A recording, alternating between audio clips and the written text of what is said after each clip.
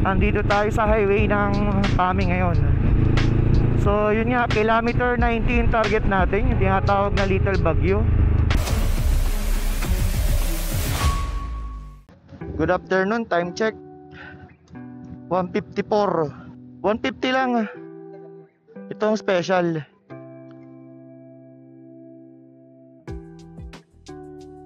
Okay. So ngayon po ay may bagyong darating. So inaasahan ay bukas, Huwebes kasi ngayon. And then baka ito daw ay mag-signal number 4 dito pa sa Laguna. So mag-rides muna tayo. So from here sa PAMI, tayo ay maglalakbay ng halos 30 minutes dadaan tayo ng Santa Maria. So saan natin yung light off-road na dadaanan natin, na kung saan itong ating Honda Scrambler na very upright na yung position ay yun yung kanyang natural habitat. So hanggat wala pa si Bagyong Opong, so ngayon ay nakasignal number 1 dito sa Laguna. So ito mga lods, tayo naka-waste pa rin. So ito muna yung gamit natin, hindi yung malaking bag na nandito. Okay, so ganito pala ang tuloy ngayon dito sa Santa Maria. Talagang para sa mga light vehicles lang. Welcome to Santa Maria. Okay, so dito po tayo dadaan sa Santa Maria, Laguna. So shortcut po kasi ito kung ako'y galing pa ng Siniluan. So asahan natin na puro bukid yung ating madadaanan. So alam ko naman konti lang naman yung mga off-roads dito, maraming sementado. Okay, so dito tayo, pakakaliwa. Okay, so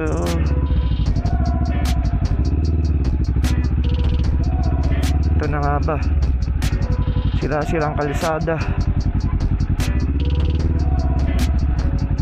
Okay, so kaya hindi ko linilinis masyado itong motor na ito dahil plano ko talaga mag kilometer 90. Ito na nga, nagsimula ng ating light off-road. Mabutit hindi pa maulan, pero ito matagtag. Buti na lamang itong ating front suspension ay mahaba sa regular na motor kasi nga nakadesign ito sa light off-road. Enjoy lang natin itong ating light off-road. Yeah, malalim. Okay mga lods, sasabi ni Waze dito meron pa tayong 22 minutes para makarating sa kilometer 90. Meron pa tayong 11 kilometers. Yan yung mga ganitong daan. Ito yung bihira nating daanan. Oops, maganda dumaan dito. Okay, so light off-road ng ating Honda Scrambler. Alim kaya to, daan-daan lang at baka mag-shit tayo kung saan. Okay, kaya tayo uphill. Nagsisimula na tayong mumundok. Pero ito nga maganda yung kalsada dito ang ganda nito. Okay, so maraming mga kapihan at mga meriendahan din madadaanan dito. So ito na nga, enjoy lang natin. So meron lang akong inaabangan na isang lugar dito na kung saan ay talagang sobrang papataas na off-road pa. So yung camera natin na Explore basta huwag ka malalaglag dyan sa likod dapat pagbaba ko dyan ka pa rin. Okay, so uphill tayo mga lods. Nakita natin yung mga pabundukan dito na kulay halos pula. Okay, so lods, tayo tumigil dito at nag selfie tayo. So nakikita natin dito yung 7 uphill, so part pa rin ito ng Santa Maria, Laguna. Tayo nasa lugar ng Tangaka, Cueva Road. So ito na nga, as merong naglagay ng pintura lang ito kilometer 90. So nagiging guide dito ng mga taong nadaan dito kasi nga isang pakaliwa, isang pakanan. So siguro iba yung naliligaw doon sa pag napunta sa kaliwa. So ito nga, may guide na. Nakakita na naman ako ng ganitong lugar. Sabi ko nga sa inyo, sa tuwing nag-vlog ako, sobrang na-appreciate ko yung mga ganitong mga kalsada. na napapagitnaan ng maglalakihang mga puno. Uy, lukban, puno na lukban, daming bunga. Merong covered court dito na kulay green. So okay din to, no? So pwedeng pagdausan ng mga program ng mga taga dito. Basketball tuwing summer, pwede rin volleyball. Yun nga lang, medyo mababa yung group niya. At ito na nga, medyo uphill to. Medyo bilisan natin eh. Kailangan magamit yung torque ng ating motor dito. At ito na nga ang off-road natin. Yeah. Sana lang okay ang gulong mo kasi merong matataalas na mga bato. Karaniwang nakikita ko sa mga nag-off-road ay nahihiwa yung kanilang mga gulong. So makapansin nyo sa performance ng motor na ito, kahit nasa off-road ka ay hindi mo mararamdaman yung mga lubak-lubak, dahil yung kanyang suspension sa likod napakalambot. Ito naman sa unahan niya ay mahaba yung kanyang suspension. Buti na lang scrambler nakuha natin nun, kasi ang isang iniisip kong kunin na motor noon nasing katapat din ito sa Honda 500cc rin ay yung Honda Rebel. At dito na nagtatapos yung ating light off-road. Alam ko puro semento na ito. Bilis na ulit tayo. So, hindi ko palalampasin ito. So, tabi ng kalsada. Medyo lapitan natin okay, ang gaganda Punta ako na nakaraan sa Baguio last April. So hindi man lang ako nakalapit sa mga ganitong puno.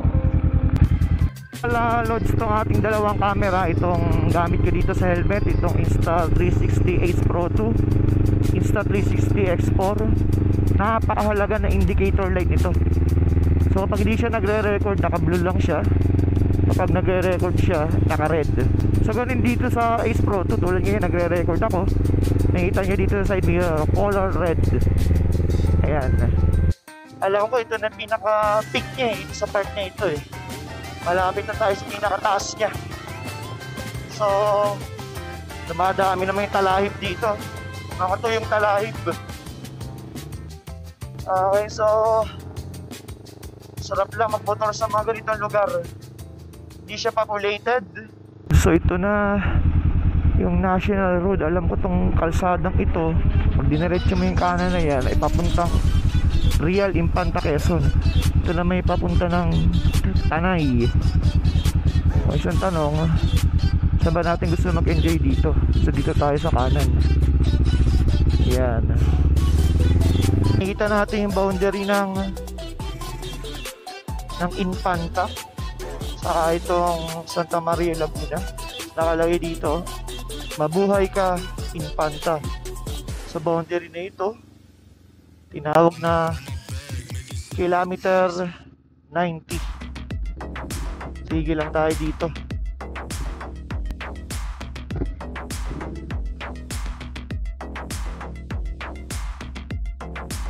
So ito nga, tumigil na tayo muna dito, kilometer 90. So malamig dito. So tayo din natin magpicture. Yung mga bata nagyaya magpicture pero pwede na ito ating selfie stick. Okay, so gotohan ito. Merong magandang 4 wheels dito na parang inassemble na lang. Okay, so ito pa ang sitwasyon ngayon bago dumating ang bagyong Opong. So mukhang mas iconic na dumag-picture sa Arco. So lipat naman tayo dun. So tayo nga ay nakapag-picture na dito sa kilometer 19 na ito. So ang dami nagpapicture talaga dito sa Arco na ito, no? Ako saan kita mo na yung boundary ng Infanta Quezon. So ito medyo nakakaramdam na tayo ng gutom. So pili tayo nakakainan dito. So konti pa lang naman yung putik na motor natin. So sa kalapit na Arco na to, dito lang tayo kumain, huwag tayo lumayo pa. Okay, dito na lang tayo kumain.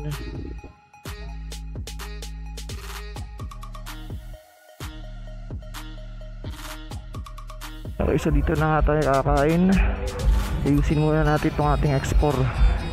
Si Beric iwan dito to, baka mawala. Okay, so dito tayo kakain mga lods.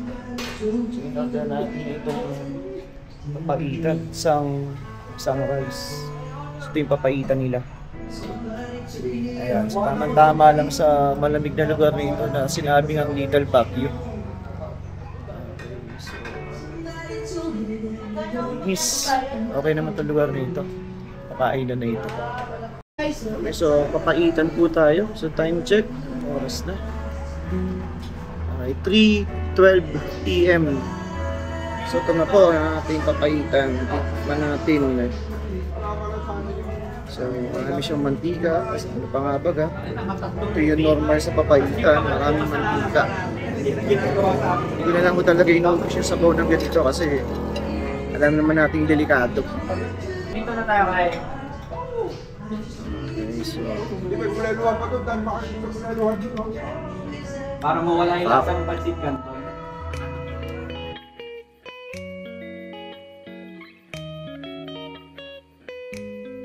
okay mga lods, so dahil ito na nga, inaasahan natin umuulan ha.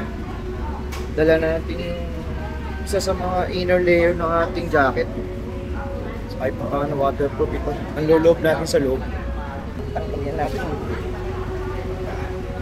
Ikakabit natin panloob. Ayun, wala pa. Saka natin outer layer. So masasabi natin na welcome mga riders dito. Bakit? Kasi tingnan nyo nasa pakpak. Dito yung mga sabitan na helmet. Ayan, ang dami oh. Isa sa mga indication na welcome ang mga riders dito. Then may kita nyo na may arko. Dito lang yung arko. Yan kung matatanaw nyo. Halos 20-25 meters lang. So from arko pwede kayo kumain dito. Ito nga. Pwede isabit yung mga helmet. Okay mga lods, so tayo ay paalis na dito sa kinainan natin. Pansin nyo puro pag low visibility, so tayo kailangan mag-ingat. Sa dating ruta tayo dadaan, kailangan nating mag-ingat mabuti. At talagang mukhang nandyan na si Bagyong Opong. Puro clouds na. Ayan, low visibility oh.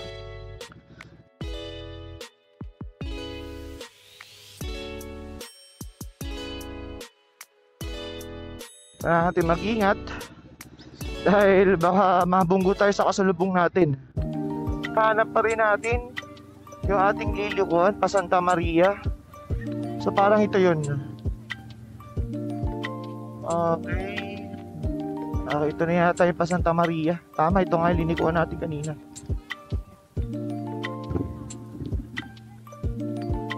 Okay, tama nga. Ito Santa Maria Town proper. From highest peak ditong lugar na ito sa Santa Maria, bundok ng Santa Maria, tayo ay pa-downhill na uli.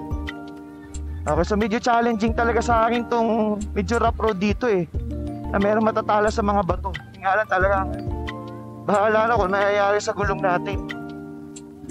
Ito na yung medyo challenging dito. Andito uli tayo. Yung parte na off-road dito. Yan, okay. Malubak. Malubak dito. Okay, so halos ito ay nasa 200 meters yung rough road na ito. Yeah, okay. So masarap mag-drive ng ganito na talaga makikita mo na yung motor mo ay naka-design para sa ganito. Ang manubela ay naka-upright position. Ayan. And then yung ating tapakan, foot peg, talaga naka-design din dito. Oops. Okay, pero barug lang ha. Bawal sumempa lang ha. Okay. At kahit mayroong crash guard dito, siyempre, tatamaan pa rin yung ibang part at talagang magiging magastos. So ingat lang tayo.